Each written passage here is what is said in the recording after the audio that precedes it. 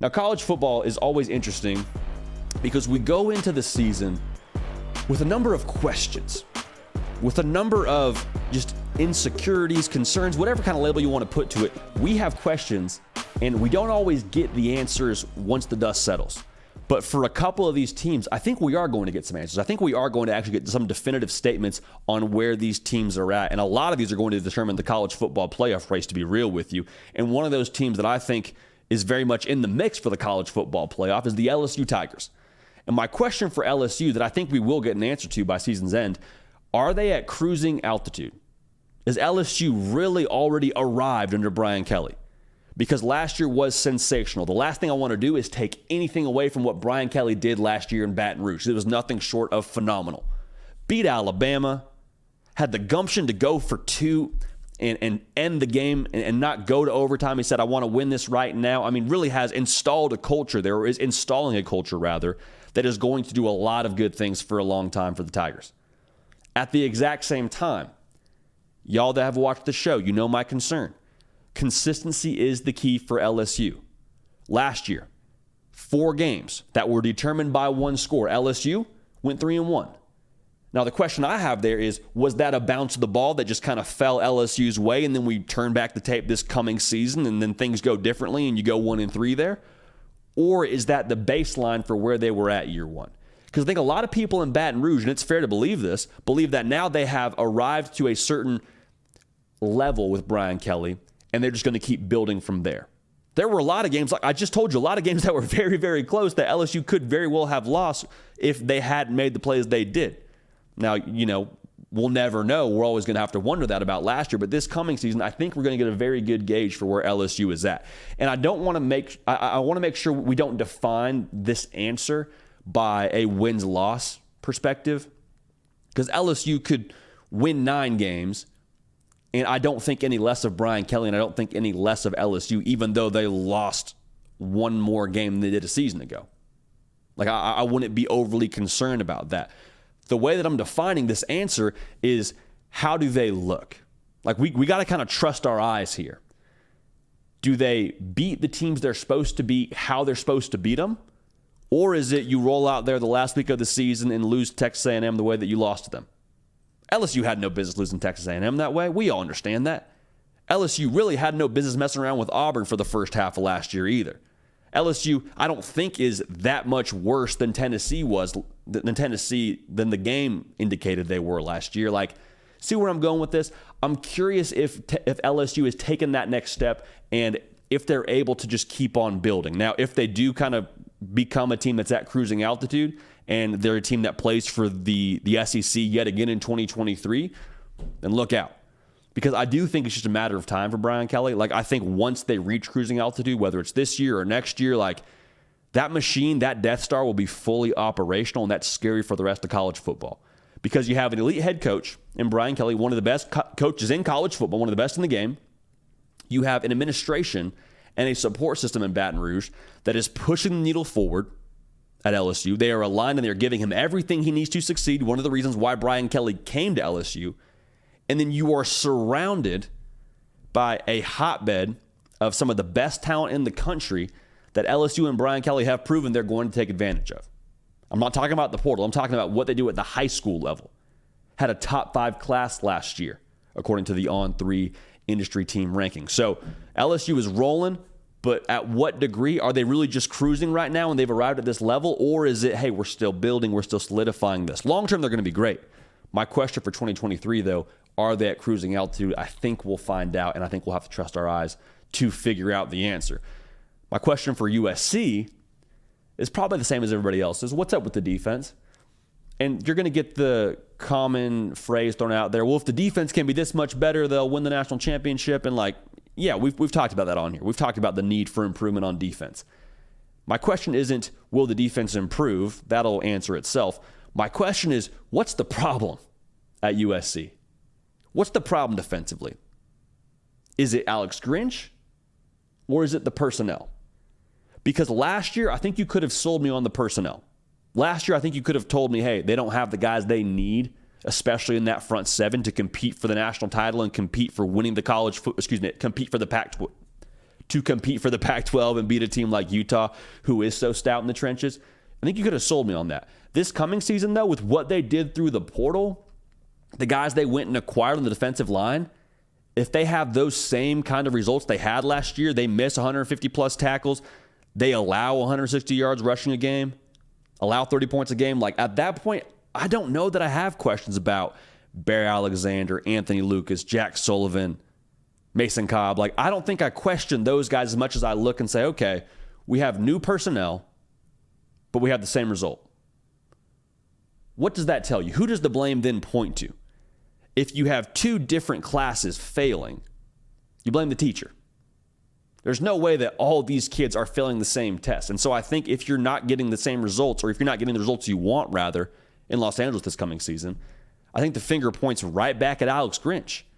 And if this does happen, and I'm not going to sit here and call for somebody's job, I think that's inappropriate. We don't really do that on this show. But I think if that does happen, and if you do see the same results defensively with a brand new set of personnel via the portal, I think there will be some kind of staff changes. Because Lincoln Riley's offense is going to be too good.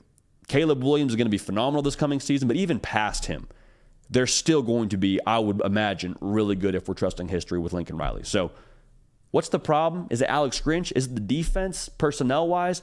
I think we get a really good gauge for it this coming season. I really do.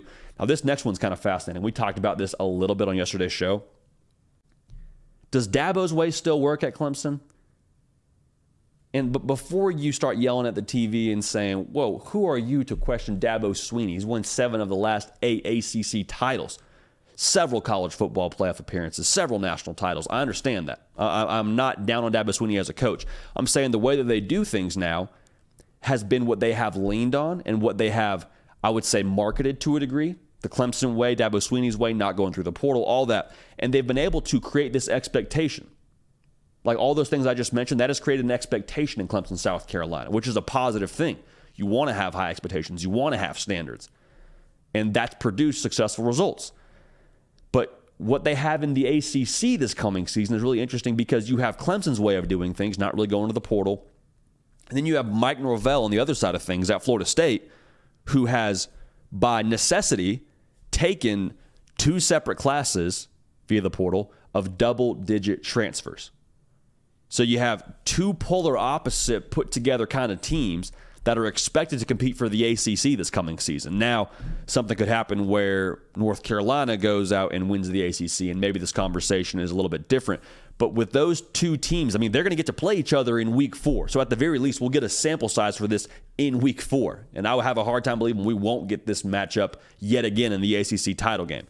But put yourself in the situation of if Clemson were to lose the ACC title to a team like Florida State. Think about how that conversation would go. I think it'd be very difficult to not go right away to where Clemson's weaknesses were and say, man, you just weren't good enough at insert your position here. And you say, well, we just kind of had who we had. The other person says, well, why didn't you go to the portal? Why didn't you go and get somebody to address that? If you knew it was an issue, why didn't you get better there? You say, well, we don't really do that here.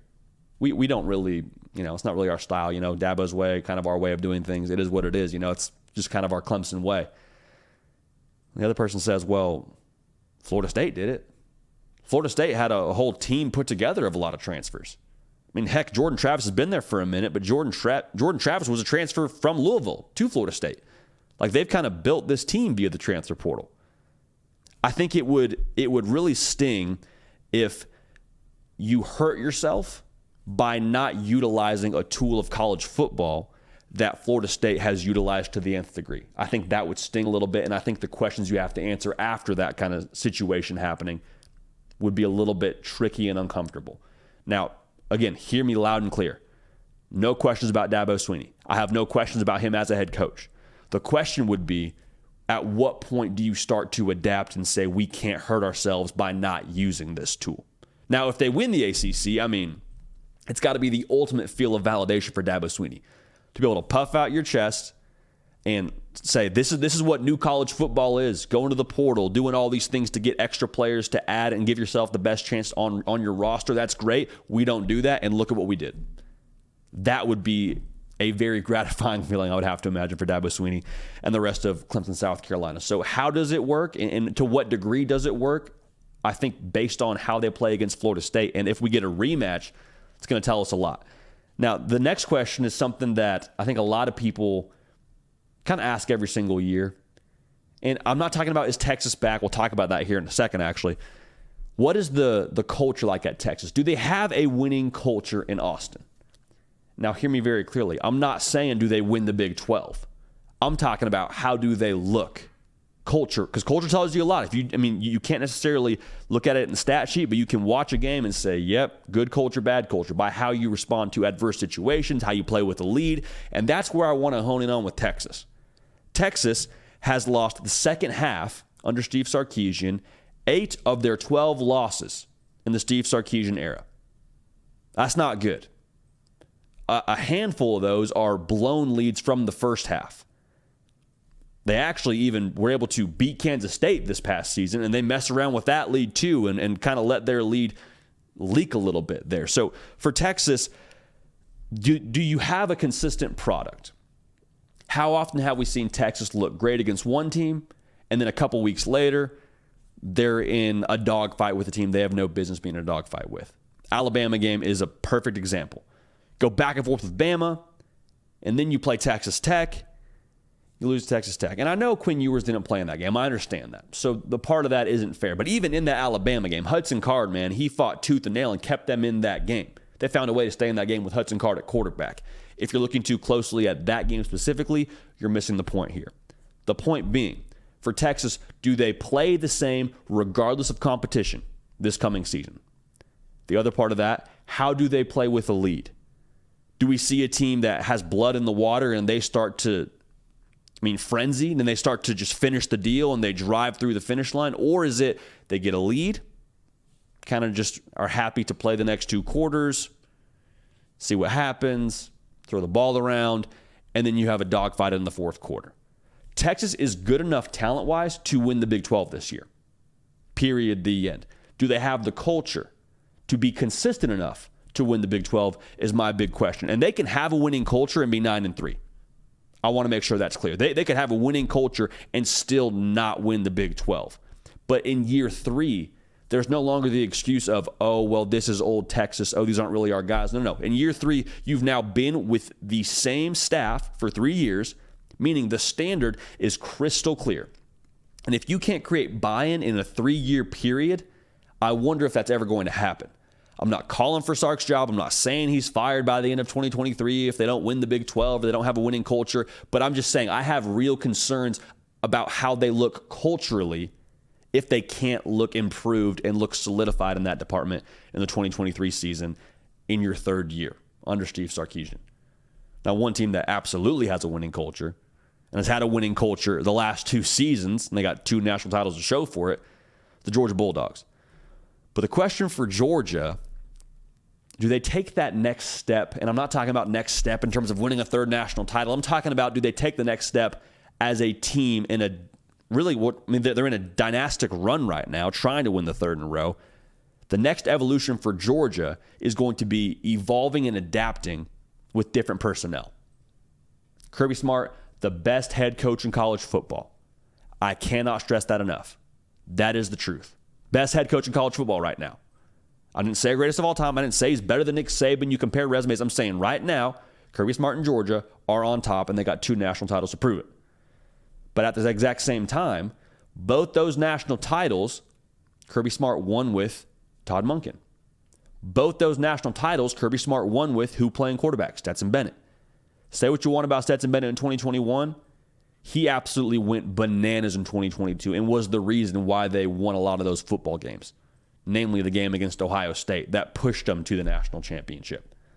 So I'm not saying they can't do it. I'm saying in order to evolve and get into that area that I think we saw Alabama in not that long ago, this is the next step. This is the next part of it. Because when you have sustained success, one, you just have to have other players graduate and have players go to the league. Like, that's a benefit, and that's something you can use in the recruiting trail, and Georgia has done that. But even more importantly and potentially, more impactfully, different organizations see what you have on your staff, and they want to bottle it up and take it for themselves. Good for the NFL, taking Todd Monken and saying we want you to be a coordinator. That's awesome. But now the challenge becomes, okay, how do you reload? How do you evolve? How do you adapt? Can you take that next evolution of a team that is sustaining success in a dynastic fashion? That is my question. I think they will, to be 100% clear. I mean, y'all that have watched this show, I picked Georgia to win the national title again this coming season, so I think they'll do it, but that's going to be how they do it. It's an evolution thing now, and I promise you, if they were to win it this coming season, or even regardless of that going forward for Kirby Smart, they are now going to be a poaching ground for a lot of different, either it's college football teams or NFL organizations that want their coaching staff. And Saban did it for a long time.